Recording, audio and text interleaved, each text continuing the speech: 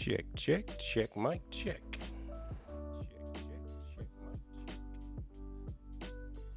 Check 1, 2, 3, 4. Check 1, 2, 3, 4.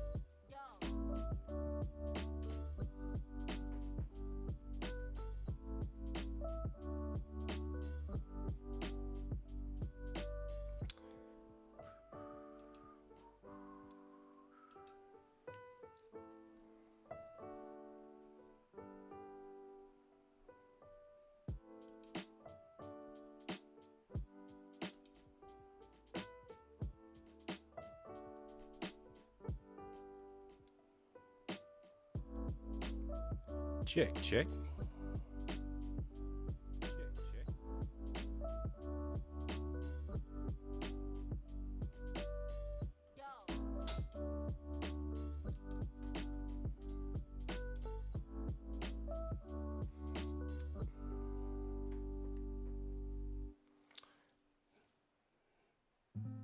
Hey everybody, we're just getting ready to go live here, getting everything set up, make sure that I can hear everything good, everything sounds good.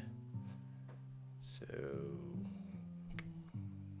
just bear with me here while we start.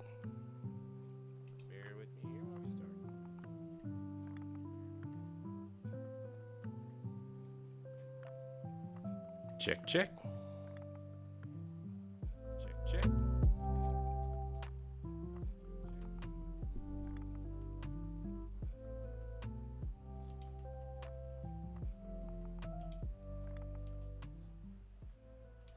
Check, check, check, 1, 2. Check, check, check, 1, 2. Check 1, 2, 3, 4. Check 1, 2, 3, 4. Check, check, check. Check, check, check.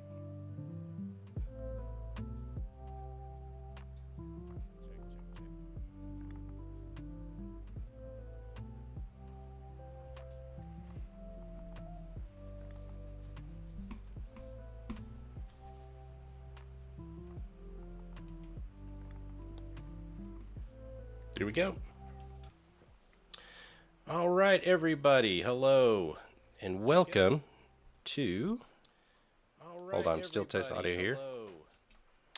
All right, so welcome to my channel. My name is Brant Collins and come to you live from the String Shed. And today we're going to talk about cameras a little bit. So let's go back and look. So I've been in production, TV, video for about 20 plus years, and started in college, learning how to edit on tape. Worked all the way through TV broadcast and kind of ushered in digital technologies, learned to nonlinear edit, Final Cut Pro, all that kind of cool stuff. Today, I'm not only just a streamer, I'm a producer, and I also have my full-time job is a content creator for the Central Arkansas Library System. So I do a lot of content for the internet. So let's go back to here. This was kind of the first purchase I made to do what I would call a professional video shoot. So this is a Sony HD camera. And at the time, I had a client. Actually, they're a big production house here. And they did all of the commercials for Ranger bass boats, big bass boat company. And back then, they didn't have drones. They did everything with a helicopter. And there was another company here that did aluminum boats, and they wanted to do the helicopter stuff, but they didn't have the budget. So the rep from that film company asked me if I was interested and I could do it cheaper, and I said sure, I can do it. Didn't know how I was going to do it. At that time I knew I needed to have HD 1080p. This was the cheapest camera I could go down that day and buy at Best Buy. So I bought this camera. It was probably $300 or $400, maybe $500 back then, and I put it on top of a glide cam. So a glide cam is kind of like gimbals today. You have all the fancy gimbals that can move. I've actually got one up there, the Ninja Ronin over here. But before that, it was just a long stick, basically, with a handle You put the camera on top. The camera had some bearings and things like that, and at the bottom you had counterweights. So you had to really set this thing up to work. And between that, the glide cam, and then using Final Cut's plug-in to take some of the shake out, I was able to do that commercial for that company. Turned out really, really good. And this has been years and years and years ago. Slowly I moved through, and if you can see behind me here, we've got, I hate pointing in videos all backwards. So right there, that one was the next purchase right there. That was a Panasonic camera, video camera, and then right next to that, that was another Panasonic camera that had interchangeable lenses. Actually did a commercial for a national motorcycle company with that. So those were really, really, the start of that. So then everything has gotten to 4K. We have so many things now. This is my big work camera. This is the Sony FX3. Great camera. I use this for when I do a lot of commercial type productions. For the library, we've done some, movie type commercials. We've done some donor commercials and things like that. Thing that I know that's going to go on broadcast. But I do a lot of blogging and some other things, and you're just not going to hold this. This is too heavy. So, but I also do a lot of short form, quick, get it up on the internet kind of stuff. So I recently just got this, which is the Osmo Pocket.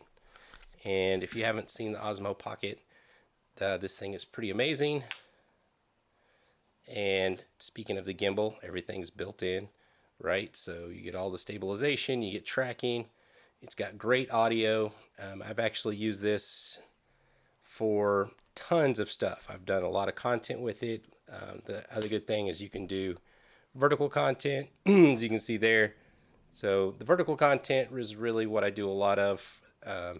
But I've done my son's band, been on the field with the band and recorded all that. It's on the YouTube channel. You can look. And the audio is amazing. Like just like this. I don't have to carry anything else.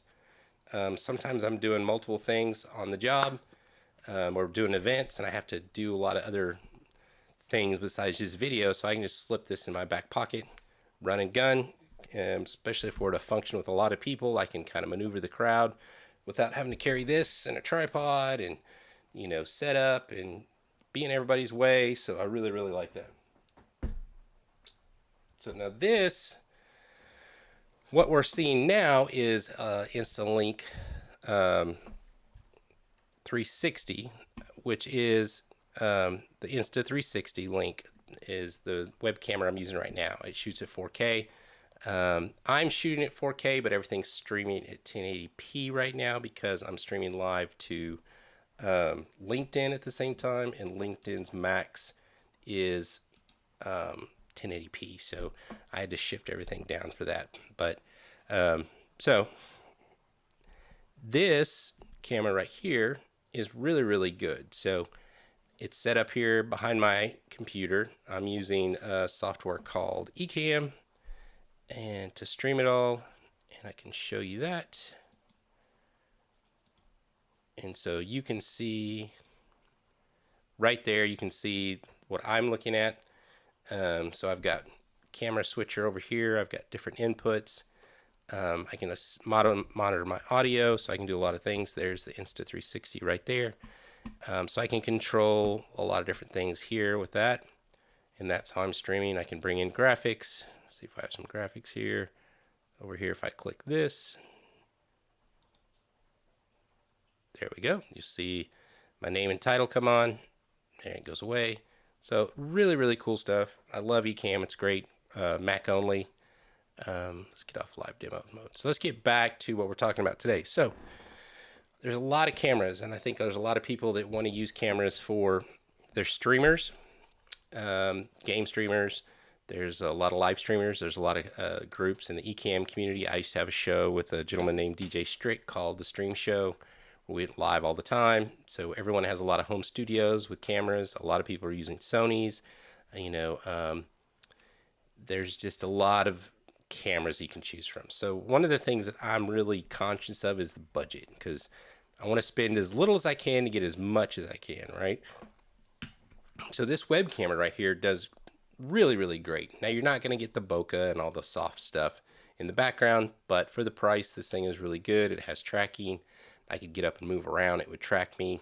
If you want to add this as a overhead shot, you want to add just more cameras, this is a really inexpensive way to do it. But when I look at cameras, I really have to look at what the use case is. So the FX3 is great. I'm not going to set that up to be a web camera here for this show and then have to take it down and go work with it and come back and forth. This doesn't make sense.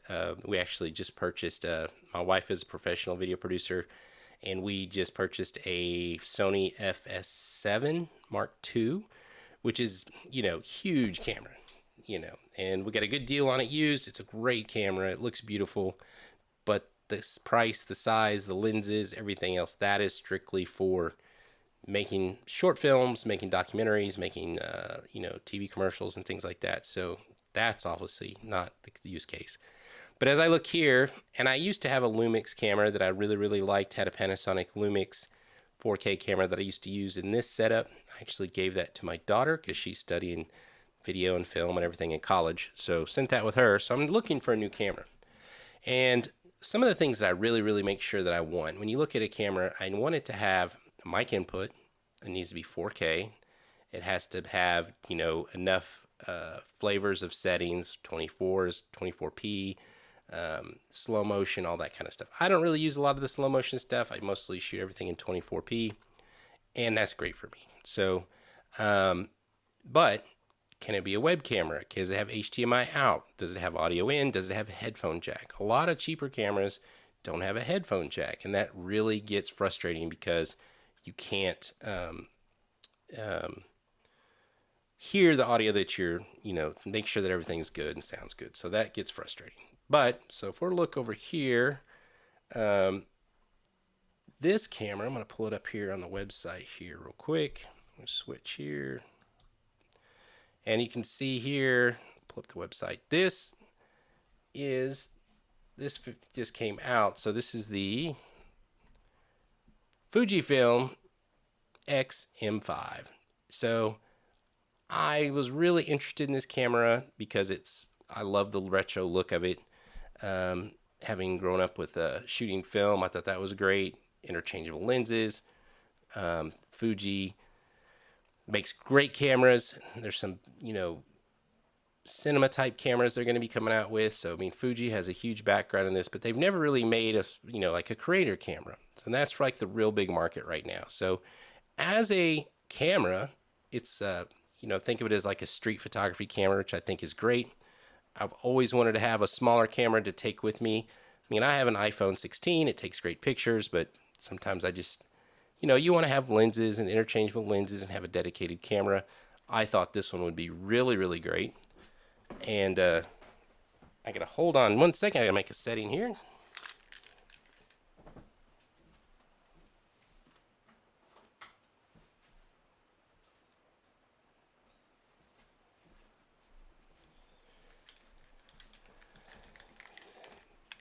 And we're back.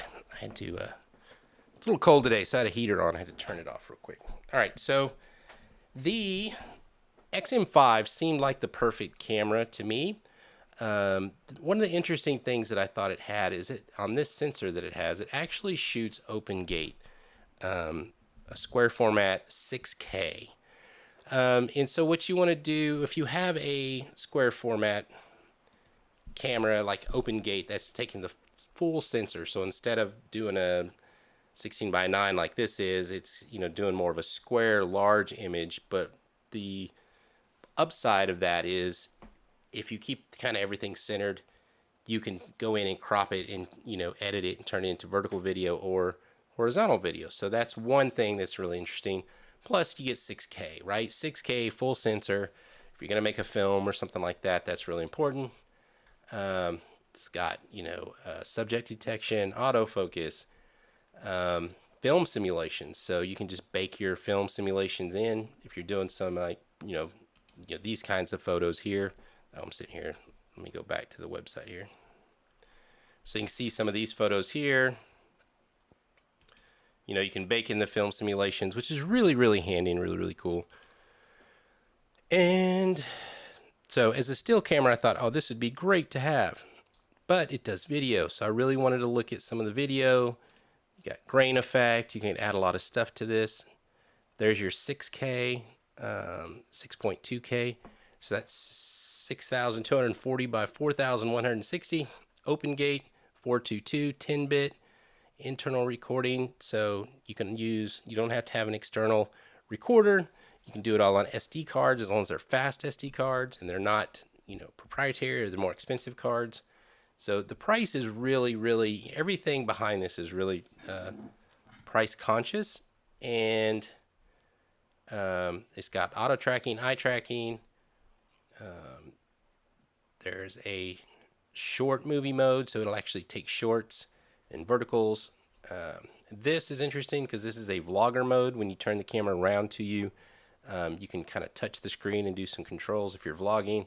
And of course, then there's all the settings. And I just thought it was a really, really cool camera. And if you look it up, the price is $899. So, and I think this one is $899 with a 15 by 45 lens. So that's an amazing, you know, bang for your buck when it comes to that. And then what I also look at, so the storage media is just regular SD cards, so that's cheaper. The camera itself is cheaper. It's got a lot of functionality.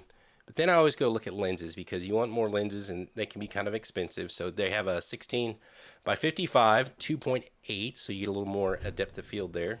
If you hear some booming, it's raining outside, so we might hear some thunder. It's $1,000. It's pretty expensive. But so here's a Sigma lens that a lot of people like, you know, $489.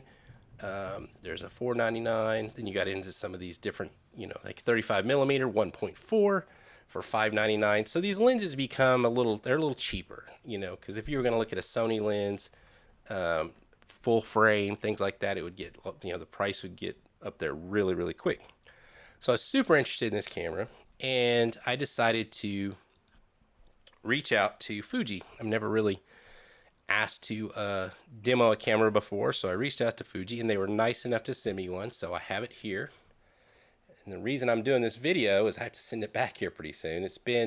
I got this just before the holidays, and it's been raining, it seems like, every day, so I haven't really got to go out and test and do a lot of pictures and things with it. But not only did they send me the camera, but they sent me this one. This is the 15 by 45 that would come with it if you bought this kit here. They also sent me the, what was this one? The 16 by 55. So there's the 16 by 55. They sent, and they let me choose kind of what I wanted to get. And let's see, what was this one? This is a 23 millimeter. That one's pretty cool. And then we have 35 millimeter prime, which great for photography, great for video, great for a lot of things. But what I'm interested in is, I think it'd be a great still camera. I think it's a great pocket size camera. You can see how small it is here. I would probably want to get a grip, like a, I think Small Rig already makes a little cage or grip for it. That would be really cool. I always have one of these little tripods around. I would probably do this. Then I could vlog with it, so I could hold it out here a little bit. Let's see there. Let's turn it on here. So one of the things I really do like about it, so if you look up here, yes, it has a full menu inside of it, but you can do everything from manual. So turning it on is an actual switch, which I love. You got there's your monitor. It can flip around if you're doing vlogging. This is actually the camera mode. Let's put it in I can put it in the vlog mode. And you can see, a little hard to see there, but you have some more controls over here that you can touch if you're vlogging. Let me turn those on. Menu. So you have the record button, change your settings. So if you're looking at yourself, you can just reach out and touch it. So that's pretty cool. But you can set up all these buttons here. You know, all these dials turn just like you would a normal film camera. So you can set your settings that way. There's your film simulations over here. So there's just a lot of manual type touches that I like. It does have a mic jack here. So there's a mic jack. It also has a headphone jack over here. They're hard to get out. So you do have a headphone jack.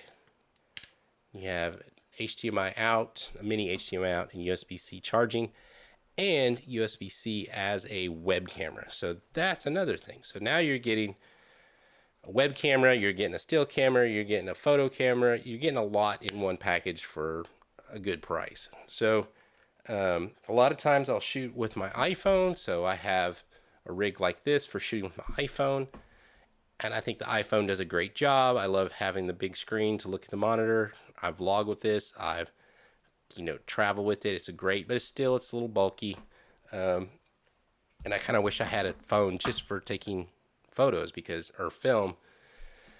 Because you need your phone. So you're out somewhere, the phone's ringing, you got to put it in airplane mode. It's just kind of a frustrating thing. So I think this camera is really, really cool. And what we're going to do is I'm going to show you some of the functionalities here. So what we'll do, let me turn it off real quick. I think we're going to, so let me see. I have a cable here. So I have a little HDMI converter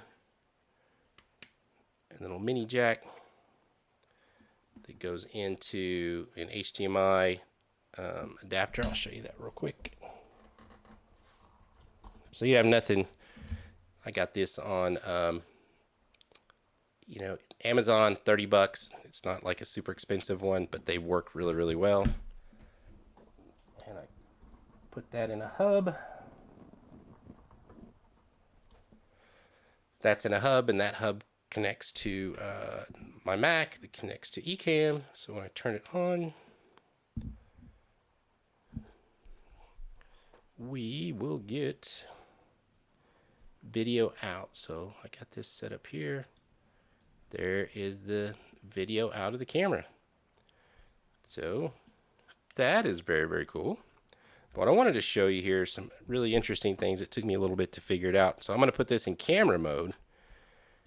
And when I put it in camera mode, you see all of the overlays. So you have to put it in film mode to get away from the to get the overlays, to get clean HDMI out. But what I like about the setting in the camera is I can show you the menu. So we're going to go through some of the menu things and some things that I figured out while I was testing this.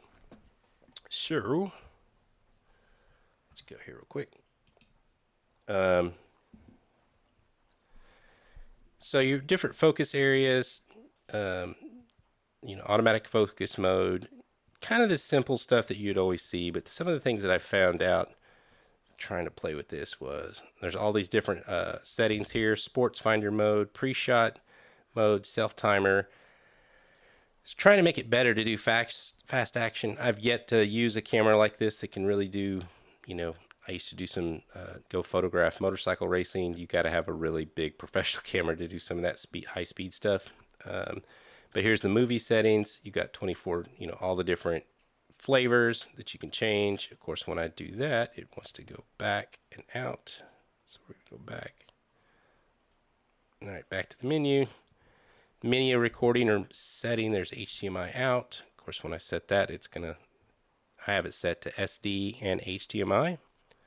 So for some reason, it won't let you see that when I click to there. But one of the things, if you're going to use it for a web camera, a couple of things that I've figured out here. If you go to that connection thing here, you have connection mode. So you have to put, if you want to power it with a USB-C and use it as a web camera, you have to turn the connection mode to card, and then you have to take this power supply setting and turn it to the power supply on and the communication off. If you don't do that, it will try to connect to the camera and look like a drive to download, all your media. And it gets a little frustration. I thought, oh man, it's not going to do that. I was kind of frustrated because how would you have a webcam that you couldn't charge? But so it does work. You don't have to have any kind of dummy battery or anything, so that works in itself. Let's see here. And there is a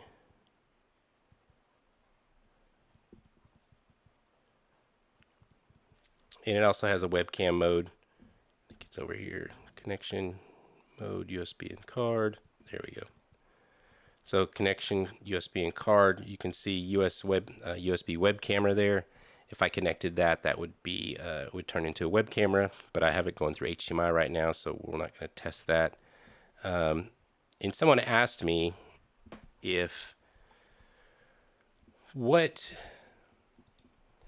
someone reached out and asked me, it's like, what is the webcam footage? The best I can figure or find out is it will put out whatever quality video your software will put out. So like Zoom, it defaulted to 1080p.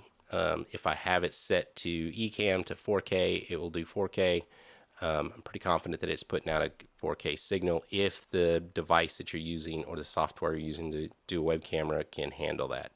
There is an app that came with it, or is supposed to come with it.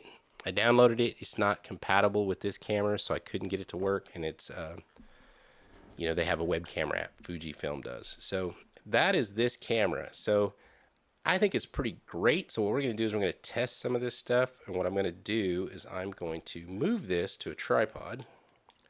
So we're going to take this all out here for a second and take it off of this.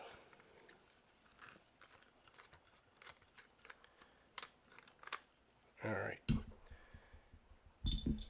Put my plate, because I've got a tripod set up behind the computer here. What I'm trying to do is mimic both cameras so you can see the difference. So we will tighten the shoe up.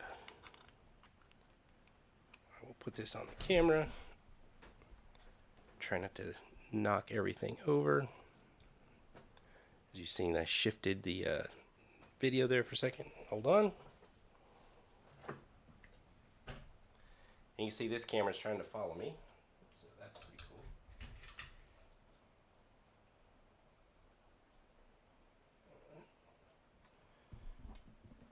So what we're going to do is we're going to power it with USB-C so it doesn't die. And then we're going to put the mini HDMI in.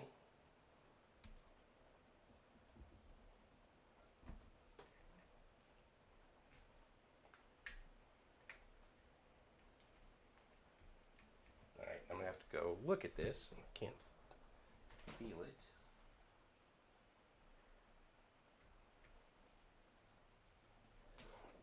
Alright. So now we're going to put it in film mode, and we're going to switch to it now.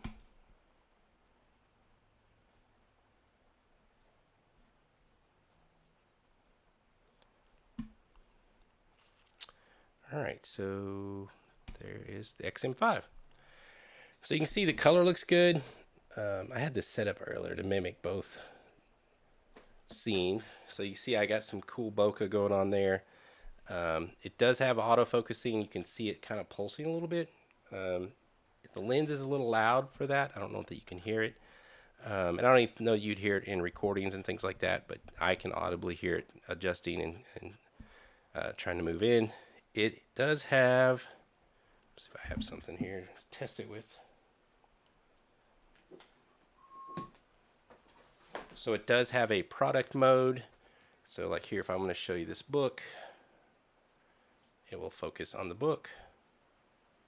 Then it will come back to me and autofocus there. It'll do eye tracking. You can see it's a little bit of flicker. You can change the frame rate. It has anti-flicker for the TV behind me. This is a little bit older TV, but what I found out is it keeps trying to pulse and focus. So that's one thing I would probably lock down the focus if I was going to use this in this setting all the time. And then we'll put the cameras side by side. And you can see the difference. So I should have labeled these. I guess I should have labeled them. Let's see. We'll label them real quick. I'm going to add some text here. And this is Insta360 link.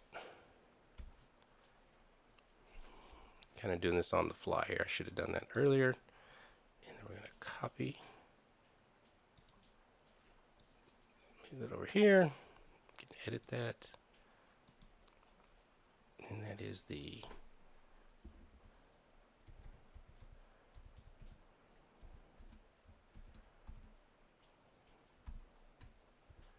there we go. And that is the M5. Save. So now we can see the difference here. All right. So you can see, and like I said, I tried to adjust them to where I was sitting the perfect, so they would be pretty much exactly. Now you just see the Instalink is a little brighter, and you got way better contrast on the Fujifilm, and you've got the bokeh going on the background, which is really, really nice. Now, let me look around here. So let me put it back over here. One of the things I want to show you, like an eCam here, I can control the settings on the camera. So this is the Instalink 360, and if I wanted to match these cameras, I could probably turn the brightness down a little bit. Let's see. Turn the black up a little bit. Saturation a little bit more. Tint's pretty good. So you can see I can kind of match these cameras. Maybe it's a little bit brighter here. So, you know, that's pretty close. I could do the same thing with the Fujifilm camera. I could just change it to, there's the video 2 where it's coming from, and I could change the brightness here. You know, so I can adjust all that. Change the temperatures, match cameras. Put a LUT on here if I wanted to. I don't think I have any LUTs installed. I don't use a lot of LUTs on my web camera stuff, but if you had a specific look you were going for, you could do that.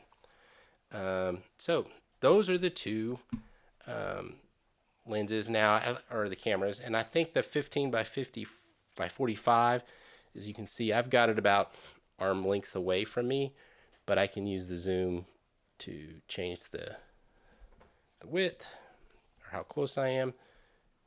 Let's pull out to that camera here, so I can do wide, I can do tight. Wow, that's a lot of tight. So there's a tight close-up. And I like having a zoom lens like this on a web camera or a camera you're going to use, not a fixed focal length, because you don't know the setup, right? So my setup, I don't have a lot of space, so having a longer lens so you can kind of pull back is great. If you have a fixed lens, sometimes you have to move it closer and closer and or further away, and it just doesn't work well for your setup. So what we're going to do is go back to main camera here, and let's try some of these different lenses. So this is 35 millimeter 1.4. Let's try that one out.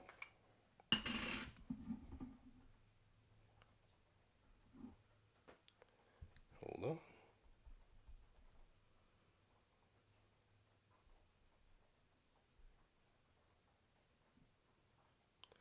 All right, so we're going to change the lens on this camera.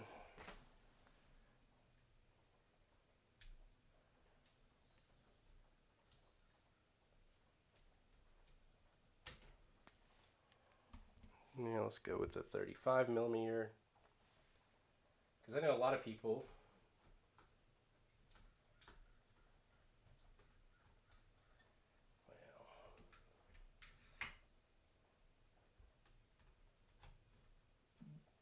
well, let's try a different one. That one's not going to go on unless I take it off the stand.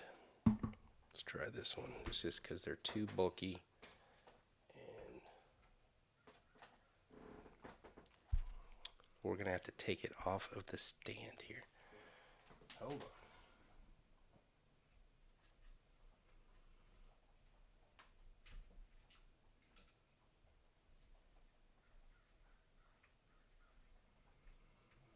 Nothing like live production. All right.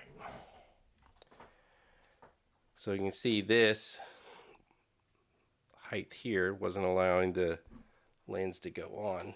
I couldn't line it up. So you can see there, just a little bit of height difference. So if I was going to do this keep it on my tripod or put it in a grip or something, and I wanted to be able to change lenses, I would probably put a spacer in here to lift that up a little bit. So what we'll do is we'll just test it off. So there's the 1.4.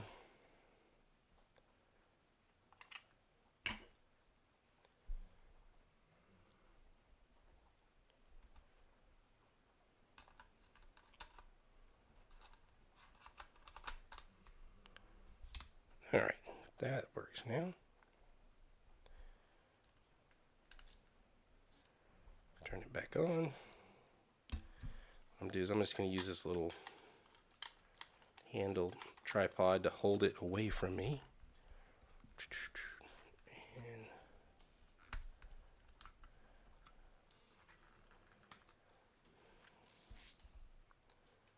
now we need to switch cameras here. And there's your 35mm 1.4. So it's doing the eye tracking. I can see it, I can hear it trying to focus. It's, so you'd have to really get this 35mm way out there to be your web camera.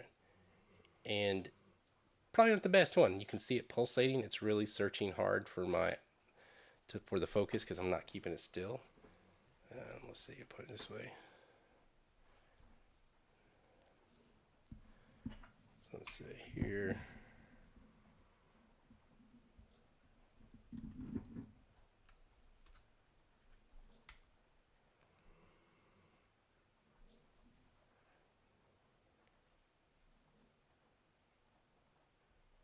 So you see, you far too way out to try to get. I'm trying to focus on that cap, so it's really, really hard to get that as a film lens. So that is the 35mm. So let's check to.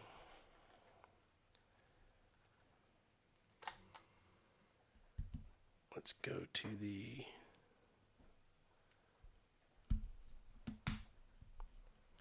Hold on while we put all the lens caps back on. Because Fuji was nice enough to loan these to me, but I gotta send them back. So we gotta make sure they're all taken care of. That was the 35. This is a 23mm 1.4.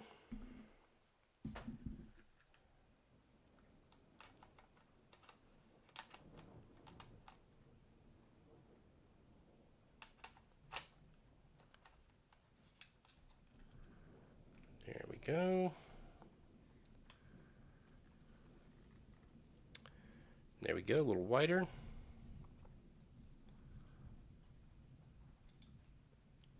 There we go. So you could probably use this one as a, 23 with 1.4 would be a really good lens for your blogging or vlogging. Well, you see, you have to hold it way out here to get.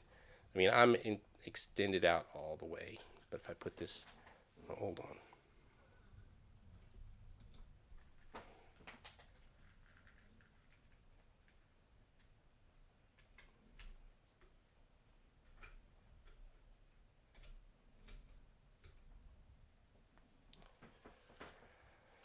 All right, so we got it set here. So 23mm, I've got it sitting on the tripod a little over an arm's length away, so that'd be a really good distance for having as a studio camera. Let's go back to here. So you see the Fuji and the Insta, so you just have a lot. The bokeh's better. The colors are better. I think everything looks a little better on this camera. I like this camera. And I also like the Insta 360 if that's all I had, which is what I have right now. I think it's great. But I think this is going to be my next camera. So I think that's a good length or width, 23mm. We're going to go back to...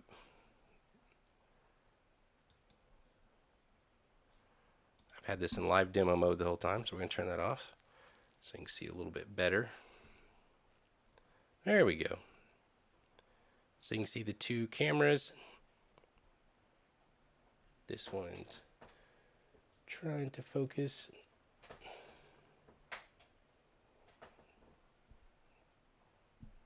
And let's try a different lens. So that's the 23mm. I think that's a good length. Looks a little soft because I think I'm having a hard time. Oh, I turned off the autofocus.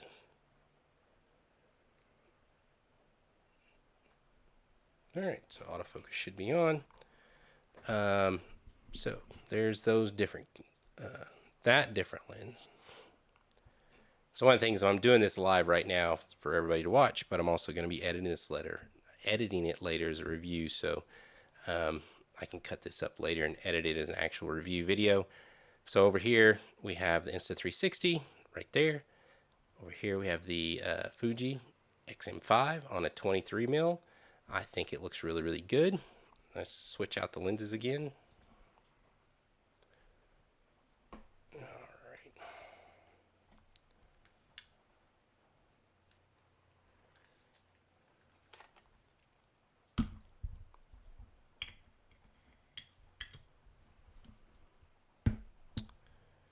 This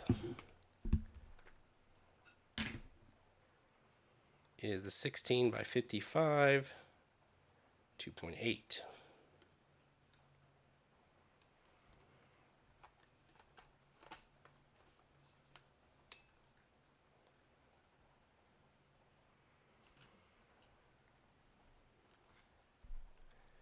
There we go.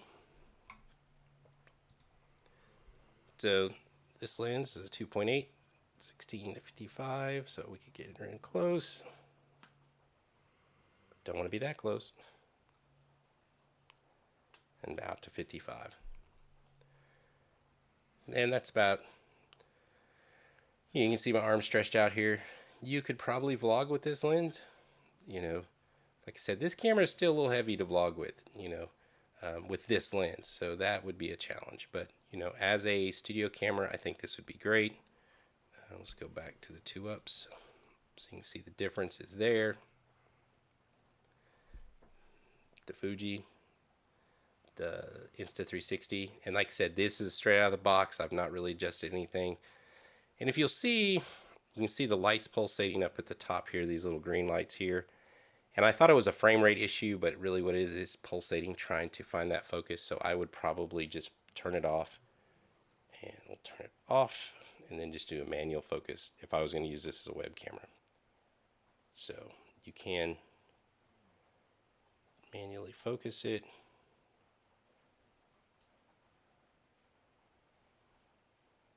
Harder when you're trying to not look at the screen.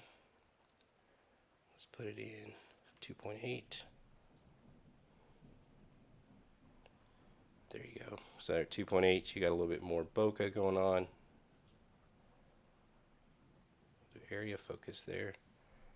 And pretty good. Let's switch lenses again.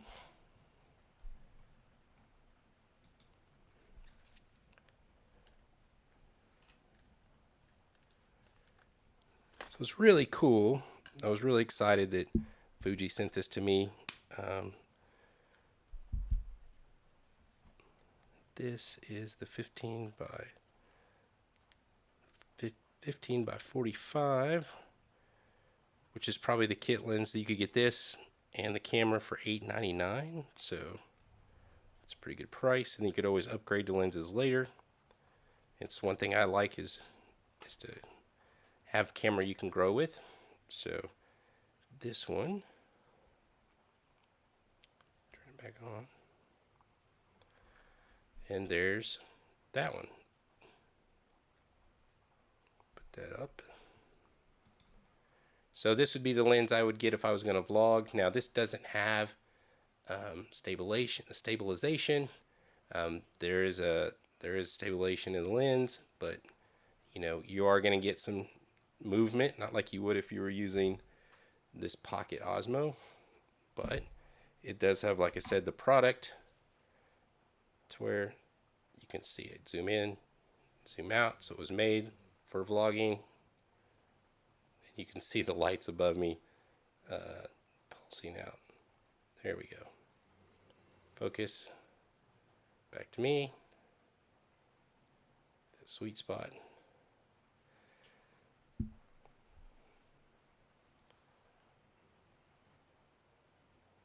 There. Back here. So you could use this as a vlogging camera. Like I said, if this was set up on your tripod like I had it as a web camera, it'd be great for showing product. And there's my Logitech mouse. And that's doable. The only thing that frustrates me is you can see the lights pulsating. If I would frame it so you wouldn't see those lights, because that would bug me. Or I might just turn them off. But yeah, I think this is a great camera. So turn this off real quick. I'm gonna disconnect it. And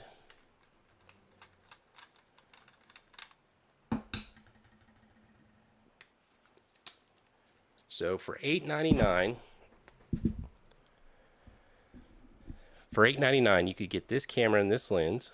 You can see how compact it is. I've already seen some reviewers show there's a company, I think it's Small Rigs, makes a grip for it, so you could kind of get a little bit more to grab onto and put a cage if you want to make it more like a cinema camera. But I think this would be a great entry-level camera. I think this is the camera I'm going to purchase next year, coming into the new year, as I build out this studio a little bit more. I think this would be a great addition to anybody's studio. If you're starting out in video, and I've been doing video for a long time, and one of the things you really try to do is get the most bang for your buck. So sometimes if it's a big client, you got to take the big camera because that's what they expect, because you're charging big money. But there's a lot of clients that I would use this on and it would be just fine. I mean, you've got 6K, 422, you can make a short film with it. There's just so much you could do with this. And the document I'm having a hard time speaking. The democratization of video production has gotten so cheap. You can get cheap cameras, you can shoot with your phone, you can edit with DaVinci Resolve for free. I use an app called LumaFusion on my iPad that's like $40. So everything is so inexpensive, and the quality is so good. So there's not very many cameras that are bad, but if you're looking for something a little different, I think this is an excellent camera for not only video production, your web studio camera, but also just an excellent still photography camera. So I'll post some videos that I take with it this week. If it ever stops raining, I'll try to get some videos posted up of its quality. I'll show some photos that I took and put that on my website. You can go to brantcollins.com. I'll do a blog post there to post some of that. And thank you for watching. So this is the FUJIFILM X-M5.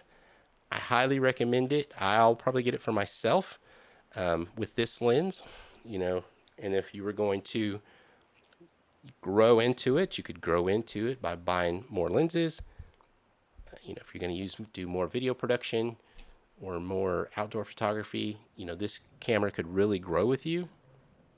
And if you're like me, every time I upgrade, somebody in my family gets the downgrade. So, it goes to my daughter or my son or anybody else that needs it in my family. So at this price point, you could get one of these, get started. If you wanted to upgrade to a better camera, bigger camera, you can still add this to your studio. It could be an overhead camera. It could be a second shot, or, you could pass that along to someone in your family and start them in the process of photography and filmmaking. I just think this is a great camera. So thank you for joining. Pay attention to the channel. Subscribe. I'm going to be doing some new stuff in the new year. We'll be launching that pretty soon. I'll have more to talk about that later. But today was really it's a rainy day, nothing else to do, so I needed to come out here and do this review. I just wanted to do it live and do some tests with it to see how it works with my live setup here. And thank you for joining.